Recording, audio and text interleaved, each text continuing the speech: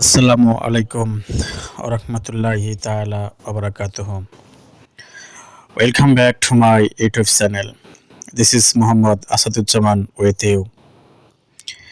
শিক্ষকদের পক্ষে আছি, এমপিওভুক্ত শিক্ষকদের পক্ষে আছি, থাকবো চিরকাল থাকবো। তাদের স্বস্তি অস্বস্তি প্রশান্তি নিয়ে কথা বলেই যাব। অবশেষে এমপিওভুক্ত শিক্ষকদের দুঃখের কিছুটা অবসান হলো। কীরকম অবসান হলো তা আপনারা থাম্বনেইল দেখেই বুঝতে পেরেছেন। চলুন আমরা এ ব্যাপারে বিস্তারিত জেনে নেই।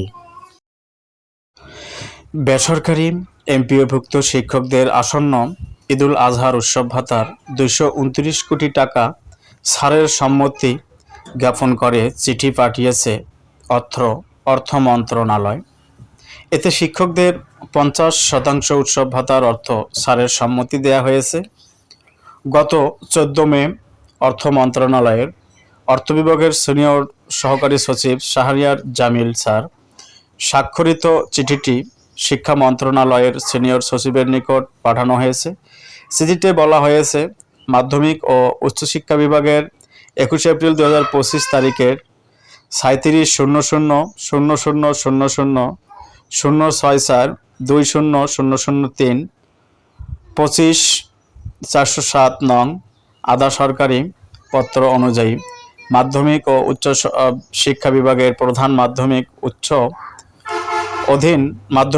শিক্ষা অধিদপ্তরের আওতাধীন 2024-25 অর্থবর্ষের সংশোধিত পরিচালন বাজেট থেকে বেসরকারি শিক্ষা প্রতিষ্ঠানের কর্মরত এমপিওভুক্ত শিক্ষকগণ ভাতাদি বাবদ সহায়তা প্রদানের নিমিত্ত 229 কোটি টাকা পুনঃ উপযোজন নির্দেশক্রমে অর্থ বিভাগের সম্মতি জ্ঞাপন করা হলো।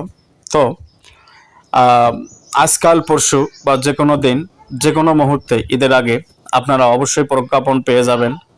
তো এই ছিল আজকের এই ভিডিওর মূল মেসেজ। ভিডিওটি ভালো লাগলে অবশ্যই লাইক, কমেন্ট ও শেয়ার দেবেন।